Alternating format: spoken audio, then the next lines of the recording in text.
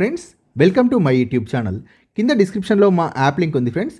ఎవరికైనా టెట్ డిఎస్సికి సంబంధించి సోషల్ స్కూల్ అసిస్టెంట్ మరియు హెచ్జిటి ఆన్లైన్ క్లాసెస్ కావాలి అనుకుంటే స్టోర్లో అవనిగడ్డ ఆన్లైన్ క్లాసెస్ ఉన్నాయి ఫ్రెండ్స్. ప్లస్ ఈ పీడిఎఫ్ మెటీరియల్ కూడా ఉంది ఫ్రెండ్స్.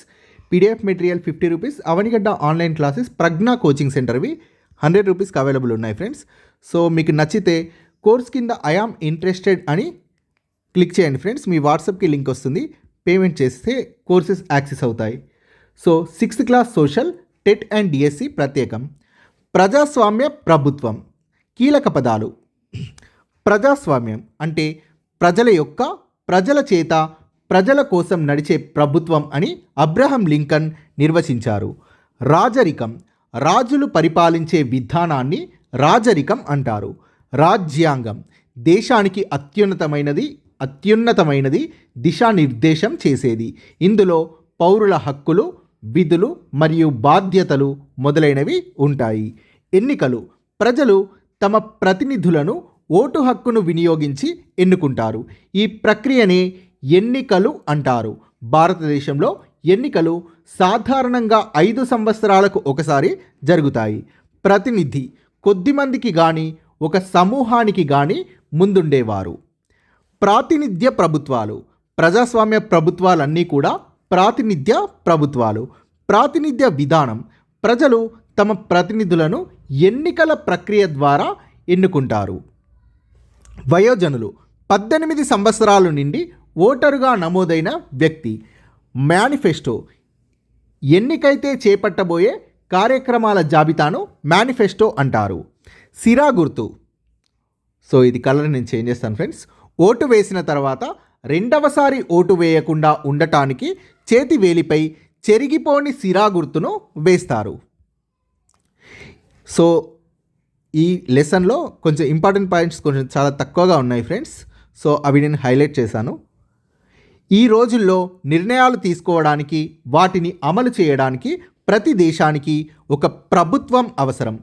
ప్రభుత్వం తీసుకునే నిర్ణయాలకు ఉదాహరణలు: రోడ్లు వేయడం, పాఠశాల భవనాలు నిర్మించడం, బాగా పెరిగిన ఉల్లి ధరల్ని తగ్గించడం, సరిపడా విద్యుత్ సరఫరా చేయడం మొదలైన నిర్ణయాలను తీసుకుంటుంది ప్రభుత్వం ఎన్నో సామాజిక అంశాలపైన నిర్ణయాలు తీసుకుంటుంది. వివిధ కార్యక్రమాల ద్వారా పేదలకు అండగా ఉంటుంది. తపాలా సర్వీసులు నిర్వహించడం, రైల్వే వ్యవస్థ నిర్వహణ వంటి పనులను కూడా ప్రభుత్వం చూస్తుంది. దేశ సరిహద్దులను కాపాడుతూ ఇతర దేశాలతో సత్సంబంధాలు ఏర్పరచుకొని ఉండటానికి ప్రయత్నిస్తుంది. దేశ ప్రజలందరికీ సరైన ఆహారం అందేట్లు చూడటమే కాక వారి ఆరోగ్యం పట్ల బాధ్యత వహిస్తుంది. ఎప్పుడైనా ప్రకృతి విపత్తులు వచ్చినప్పుడు ముఖ్యంగా ప్రభుత్వం ప్రజలకు అవసరమైన సహాయం అందిస్తుంది. సునామీ, భూకంపాలు వంటివి ప్రకృతి విపత్తులు. ప్రజల వివాదాలను న్యాయస్థానాలు పరిష్కరిస్తాయి. ఈ న్యాయస్థానాలు ప్రభుత్వంలో భాగమే. సమాజంలో కలిసి నివసిస్తున్నప్పుడు అందరి కోసం నిర్ణయాలు తీసుకోవడానికి ఒక వ్యవస్థ ఖచ్చితంగా అవసరం ఉంటుంది. ఆ వ్యవస్థ కొన్ని నియమాల ద్వారా, నిబంధనల ద్వారా సమాజం సక్రమంగా అభివృద్ధి చెందడానికి తోడ్పడుతుంది. ఆ వ్యవస్థే ప్రభుత్వం. ఇందుకు గాను అందరికీ వర్తించే విధంగా కొన్ని నిబంధనలు రూపొందించుకోవాల్సి ఉంటుంది. ఉదాహరణకు వనరుల నియంత్రణ ద్వారా, సరిహద్దులను పరిరక్షించడం ద్వారా ప్రజలకు భద్రతా భావాన్ని కల్పించడానికి ప్రజల తరపున నాయకత్వం వహించిన ప్రభుత్వం ఈ పనులను చేస్తుంది. ప్రభుత్వం తన పరిధిలో జీవిస్తున్న ప్రజల కోసం నిర్ణయాలు చేసి అమలు చేస్తుంది. వివిధ రకాల ప్రభుత్వాలు. గిరిజన సమాజం. మనం ప్రీవియస్ చాప్టర్స్లో చూసాం. గిరిజన సమాజంలో పురుషులు ఒక చోట సమావేశమై తర్వాత నిర్ణయాలు తీసుకోవడం, గిరిజనుల పెద్ద నిర్ణయాలు అమలు చేయడం, ఆ విధంగా అమలు చేయడంలో కొందరు ఆయనకు సహాయం చేయడం జరుగుతుంది. సమాజం చిన్నగా ఉన్నప్పుడు గిరిజన సమాజం లాంటి వ్యవస్థ సరిగ్గా పనిచేస్తుంది. కానీ జనాభా వేలు లేదా లక్షలు ఉన్నప్పుడు అందరూ ఒకచోట సమావేశమై నిర్ణయాలు తీసుకోవడం అనేది సాధ్యం కాదు. గిరిజన సమాజంలాగా ప్రజలంతా ఒకే సమూహానికి, ఒకే సంస్కృతికి అంటే మతం, కులం, భాషకి చెందిన వారైతే అందరికీ ఆమోదయోగ్యమైన ప్రవర్తన నియమావళిని తయారు చేయడానికి సాధ్యమవుతుంది, ఒకే సమూహానికి ఒకే సంస్కృతికి చెందిన వారైతే. కానీ ఇప్పటి సమాజంలో విభిన్న సంస్కృతుల ప్రజలకు ఇది పనిచేయదు. గిరిజన సమాజాల్లో ప్రజల ఆకాంక్షలు, జీవన విధానం ఒకేలా ఉంటాయి. వారిలో ధనవంతులు, బీదవారు అనే భేదం ఉండదు. కానీ రైతులు, వ్యాపారులు, వడ్డీ వ్యాపారులు, పారిశ్రామికవేత్తలు, భూమి లేని కూలీలు మొదలైన వారు నివసిస్తున్న బహుముఖ సమాజంలో అందరూ ఆమోదించే విధంగా ఒక సామాన్య పరిష్కారం కానీ ప్రవర్తన నియమావళి కానీ రూపొందించడం అనేది సాధ్యం కాదు. రాచరిక ప్రభుత్వం. ఇంతకుముందు చరిత్రలో చక్రవర్తులు, రాజులు, రాణులు వారు అనుకున్నదే చట్టం, వారు చెప్పిందే న్యాయం మరియు ప్రజలపై పన్ను విధించడంలో వారు చెప్పిందే తుది నిర్ణయం.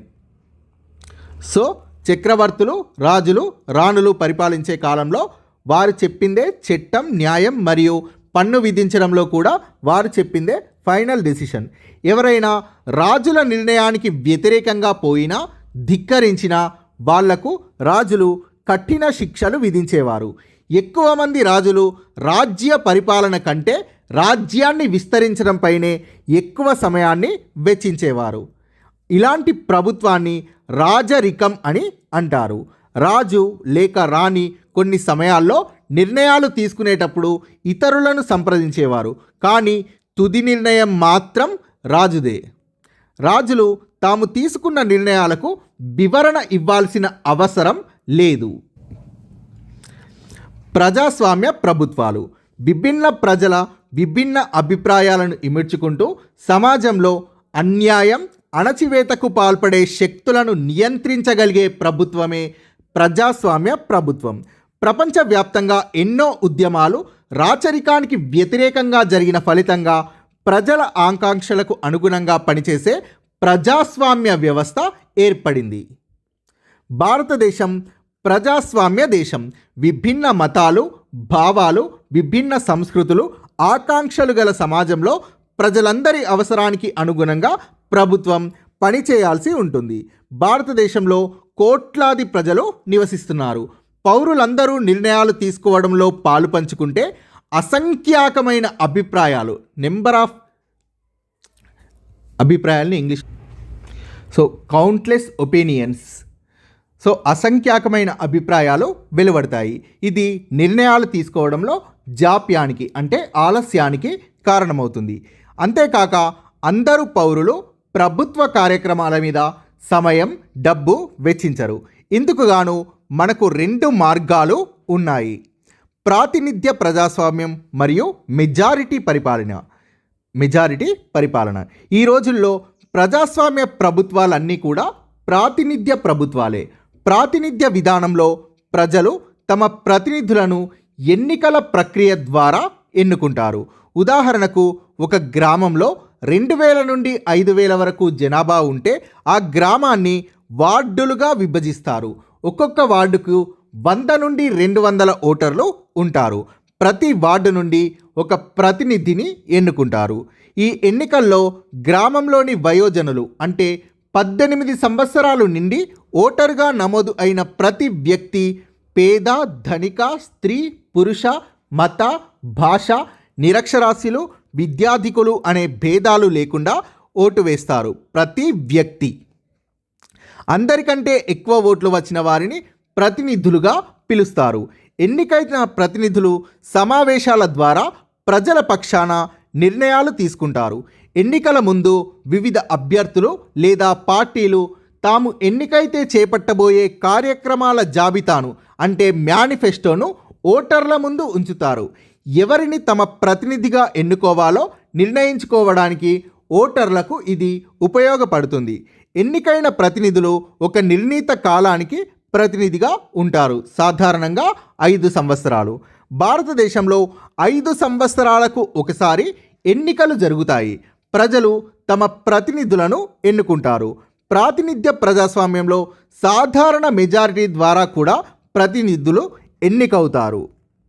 సాధారణ మెజారిటీ అంటే ఒక్కోసారి ఒక్క ఓటు ఎక్కువ రావడం వల్ల కూడా ఎన్నిక జరగవచ్చు. ప్రతినిధులు ఒక్క ఓటు ఎక్కువ వచ్చినా కూడా ఎన్నికవుతారు. అలాంటప్పుడు వేరే అభ్యర్థికి ఓటు వేసిన వారు కూడా ఈ నిర్ణయాన్ని ఒప్పుకోవాల్సి ఉంటుంది. ఆ విధంగా ఎన్నికైన ప్రజాప్రతినిధులు కూడా నిర్ణయాలు తీసుకునేటప్పుడు మెజారిటీ విధానాన్ని అమలుపరుస్తారు. ఉదాహరణకు ఒక గ్రామ పంచాయతీలో 20 మంది వార్డు సభ్యులు ఉంటే 11 మంది ఒక ప్రతిపాదనను సమర్థిస్తే అది ఆమోదం పొందుతుంది. మిగతా 9 మంది అభిప్రాయాలకు విలువ ఉండదు. సో ఇక్కడ మెజారిటీ ఉంది కాబట్టి మెజారిటీ నిర్ణయం ఆమోదం పొందుతుంది. ఆధునిక ప్రజాస్వామ్య ప్రభుత్వాలు మెజారిటీ నిర్ణయానికి కట్టుబడి పనిచేస్తాయి. ఎన్నికైన ప్రజాప్రతినిధుల మీద నియంత్రణ. ప్రజాస్వామ్యంలో ఎన్నికైన ప్రతినిధుల మీద నియంత్రణ చేయడానికి రాజ్యాంగ చట్టంలో కొన్ని నిబంధనలను పొందుపరిచారు. వారు ఆ నిబంధనలకు వ్యతిరేకంగా పోయినప్పుడు న్యాయస్థానాలు రాజ్యాంగం ప్రకారం వారిని అనర్హులుగా ప్రకటించే అవకాశం ఉంది. అలాగే ప్రజలు ఎవరైనా ఎప్పుడైనా ప్రజాప్రతినిధుల పనులను విమర్శించవచ్చు. రాచరిక ప్రభుత్వంలో రాజును విమర్శిస్తే కఠిన శిక్షలకు గురి చేసేవారు. ప్రజాస్వామ్య ప్రభుత్వంలో ప్రజలు ఎవరైనా ఎప్పుడైనా ప్రజాప్రతినిధుల పనులను విమర్శించవచ్చు. ఈ ప్రక్రియ సమావేశాలు లేదా టెలివిజన్ లేదా వార్తాపత్రికల ద్వారా తెలియజేయవచ్చు. సమానత్వం. ప్రజాస్వామ్యం. ప్రజలకు ప్రభుత్వం చేస్తున్న ప్రతి పని పట్ల అవగాహన ఉండాలి. సరైన నిర్ణయాలు తీసుకోవడంలో సహకరించాలి. ఓటు వేసేటప్పుడు నిర్భయంగా ప్రలోభాలకు లోనవ్వకుండా ఓటు వేయాలి. కానీ అన్ని సమయాల్లో ఇలా జరగడం లేదు. ప్రజలకు ప్రజాస్వామ్య విలువల పట్ల అవగాహన లేకపోవడానికి నిరక్షరాస్యత కూడా ఒక కారణం. వివిధ విభాగాల్లో జరిగే విషయాలను తెలుసుకోవడానికి చాలామంది ప్రజలు సమాచార హక్కు చట్టాన్ని సక్రమంగా ఉపయోగించుకోవడం లేదు. సమాచార హక్కు చట్టం 2005లో చేయబడి 2005లోనే అమల్లోకి వచ్చింది. ముఖ్యంగా స్త్రీలు, పేదవారు సరైన అవగాహన లేక ప్రజాస్వామ్యం, ప్రజావసరాల పట్ల సరిగా స్పందించడం లేదు. చాలా సందర్భాల్లో వీళ్లను ఎన్నికల సమయంలో చిన్న చిన్న ప్రలోభాలకు గురిచేసి ధనవంతులు ఎన్నికల్లో గెలిచే ప్రయత్నం చేస్తున్నారు. కొన్ని సందర్భాల్లో కులం, మతం కూడా ఎన్నికల సమయంలో ప్రజల మీద ఎక్కువ ప్రభావం చూపుతుంది. అప్పుడు ప్రజలు తమ ఇష్టాలకు వ్యతిరేకంగా ఓటు వేసే అవకాశాలు ఎక్కువ. ఈ కారణాల వల్ల ప్రజలు ప్రజాస్వామ్య విలువలను పక్కనబెట్టి ఇతర కారణాల వల్ల అభ్యర్థులను ఎన్నుకుంటున్నారు. వివిధ స్థాయిల్లో ప్రభుత్వం వివిధ స్థాయిల్లో పనిచేస్తుంది. స్థానికంగాను, రాష్ట్ర స్థాయిలోను, జాతీయ స్థాయిలోనూ పనిచేస్తుంది.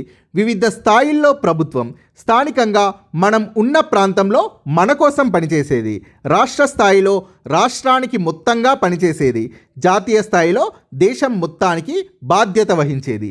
స్థానికంగా అంటే మనం ఉన్న ప్రాంతంలో మన కోసం పనిచేసేది, రాష్ట్ర స్థాయిలో అంటే రాష్ట్రానికి మొత్తంగా పనిచేసేదాన్ని రాష్ట్ర ప్రభుత్వం అంటారు. ఉదాహరణ తెలంగాణ, అస్సోం ప్రభుత్వాలు.